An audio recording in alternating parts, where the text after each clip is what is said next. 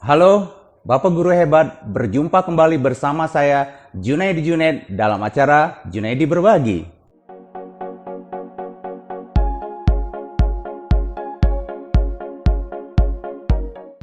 Bapak Ibu Guru Hebat, topik kita kali ini adalah menjadi guru idola. Mengajar selama 25 tahun, membersamai siswa saya tentu saja memberikan pengalaman tersendiri bagi saya. Banyak pengalaman unik dan menarik selama kurun waktu itu dan ingin saya share kepada Bapak Ibu Guru Hebat sekalian. Menjadi guru idola adalah sebuah proses, bukan suatu yang instan. Dibutuhkan kerja bertahun-tahun dan semangat agar kita terus dapat berkarya di dalam kelas. Bapak Ibu Guru Hebat, inti dari menjadi guru idola adalah bagaimana cara kita menciptakan pembelajaran yang menyenangkan dan goalnya tercapai.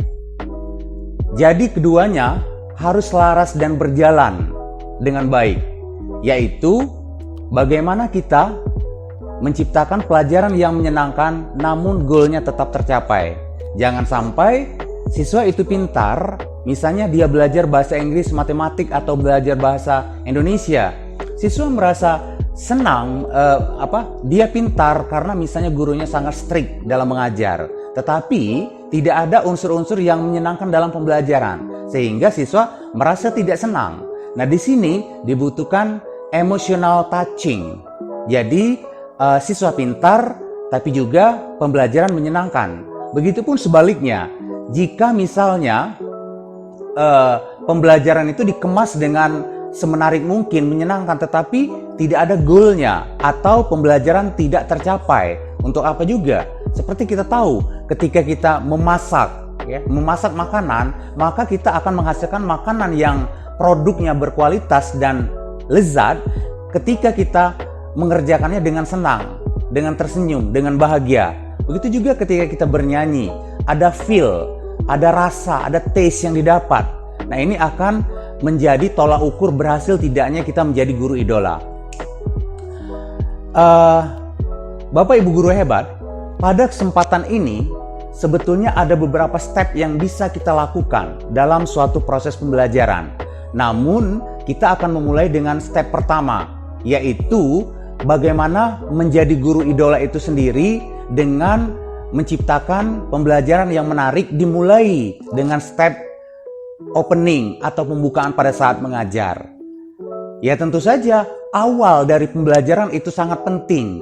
Mengapa? Karena kita ingin menyatukan siswa kita dengan kelas kita, dengan emosional kita, dan lain-lain. Nah, tentu saja step-step itu terbagi dalam beberapa langkah. Yang pertama adalah ketika kita masuk kelas, ya, kita harus punya niat untuk menjadi guru terbaik, guru idola. Ya, kalau saya sendiri ketika saya masuk kelas, berjalan menuju kelas, saya selalu berpikir bahwa saya akan mengajar anak saya sendiri. Saya akan bertemu dengan anak saya sendiri. Jadi, pengalaman apa sih yang harus saya berikan kepada mereka hari ini? Selama 4 jam misalnya, apa yang akan saya lakukan? Dan kemudian harus didukung oleh faktor-faktor yang lain. Misalnya, ya tentu saja saya harus berpakaian dengan rapi, bersih, menarik, kemudian tersenyum. Saya juga harus hangat, humble. Bila perlu kita harus pakai minyak wangi. Jadi kita wangi, ya. Jadi kita harus menjadi role model terlebih dahulu ketika masuk ke dalam kelas. Nah, dengan keadaan ini, maka kita juga akan menarik di depan siswa. Nah, kemudian setelah kita berada di dalam kelas, ya, tentunya kita akan melakukan salam, sapa, senyum, ya, dan kita mulai mengkondisikan kelas. Nah, mengapa kita harus mengkondisikan kelas? Karena ketika kelas misalnya berantakan, amburadul, siswa tidak rapi, meja dan kursi di sana sini, tentunya pembelajaran tidak akan menarik juga. Jadi kita mulai dengan mengkondisikan kelas. Misalnya kita meminta siswa agar merapikan pakaian, rambut mereka, sepatu mereka, juga kondisi-kondisi yang ada di lingkungan kelas. Bisa saja kita misalnya meminta siswa memungut sampah yang ada di lingkungan kelas atau di luar kelas, sehingga suasana kelas menjadi lebih bagus dan lebih menarik, ya. Nah, ini juga merupakan faktor dari penentu keberhasilan kita dalam pembukaan, ya. Dan ini juga bagian dari pengajaran soft skill. Jadi kita sudah mengajarkan bagaimana agar kelas kita tetap rapi, tetap bersih, kemudian suasana menyenangkan, ya, semua tersenyum, semua bahagia dan lain-lain. Bapak Ibu guru hebat, langkah kedua adalah melakukan absensi. Nah, mengapa kita harus melakukan absensi? Ya, salah satunya dengan absensi kita bisa observing atau mengamati siswa kita. Mungkin di antara siswa kita ada yang perlu perhatian khusus, sehingga kalau saya, momen untuk melakukan absensi ini sangat penting. Jadi saya selalu memanggil siswa satu persatu dan observing, siapa tahu ada di antara siswa kita yang masih keadaan lesu, mungkin dia ada problem.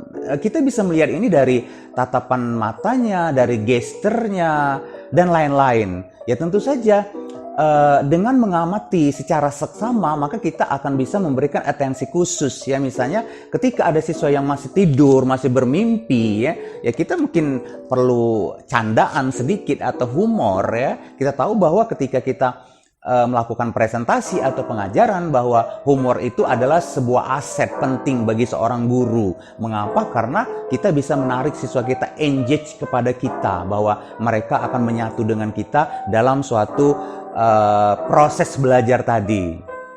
Kita juga bisa menanyakan misalnya tentang apakah mereka sudah makan atau belum, bagi yang terlihat lesu, kemudian apa kabar orang tua mereka, mungkin they got problem, ya, at home. So dengan demikian kita bisa saja menampung keluhan, atau misalnya mereka berangkat dari rumah jam berapa. Nah, seandainya ada hal-hal yang perlu kita perhatikan, maka kita bisa melakukannya setelah kelas berakhir. Paling tidak kita dengan mengamati, kita bisa mengetahui masalah atau kendala apa yang ada pada siswa.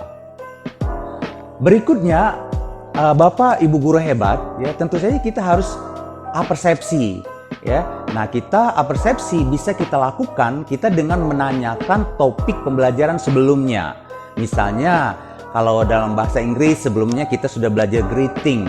Ya, apa itu greeting dan bagaimana cara greeting? Nah, berikutnya materi apa yang akan kita sampaikan? Nah, misalnya juga materi kita adalah tentang komunikasi.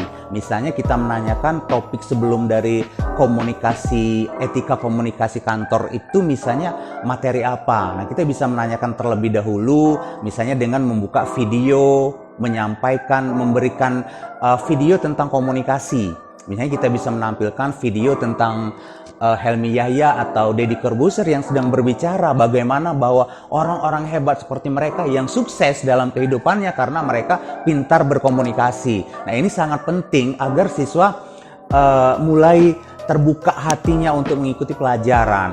Nah, apersepsi juga bisa kita lakukan dengan membuat yel-yel bersama yang menarik, ya, kemudian bernyanyi bersama, why not, ya.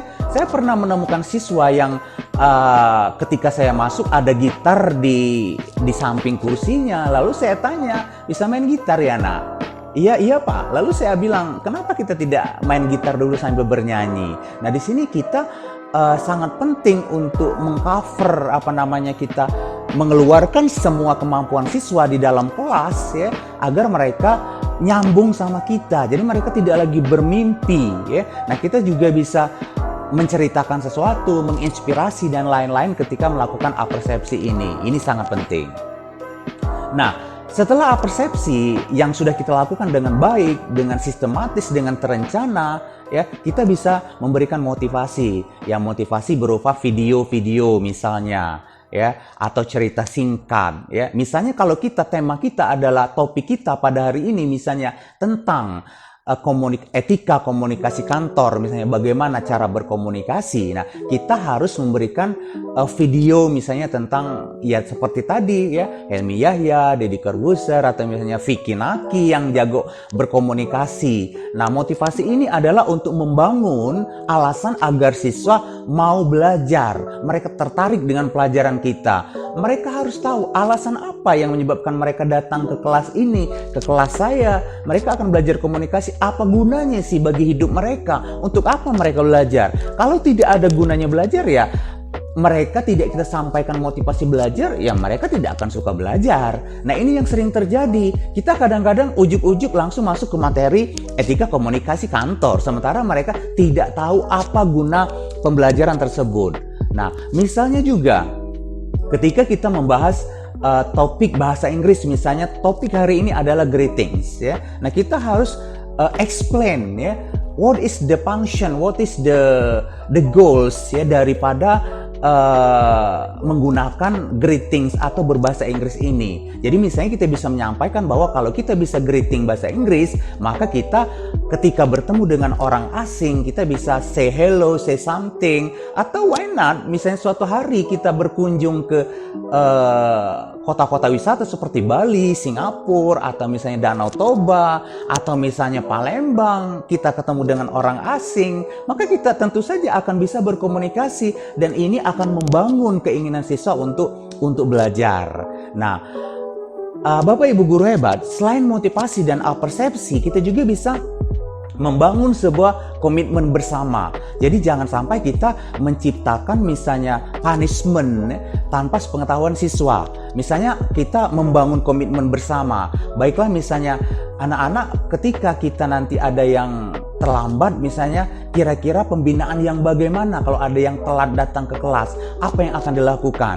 Nah, masukan dari siswa ini akan berguna. Misalnya mereka yang terlambat datang atau telat mungkin membersihkan kelas. Nah, kalau itu dari mereka sendiri yang membangunnya, maka mereka akan menepati janji mereka dan komitmen bersama dapat dilakukan dengan baik. Jadi komitmen ini bisa dibangun antara siswa dan guru dengan berdiskusi bersama. Jadi jangan guru hanya menyampaikan kalau kamu telat harus seperti ini. Nah, itu kurang elok mungkin dalam sebuah pendidikan. Jadi alangkah baiknya kalau kita membangun komitmen ini secara bersama-sama.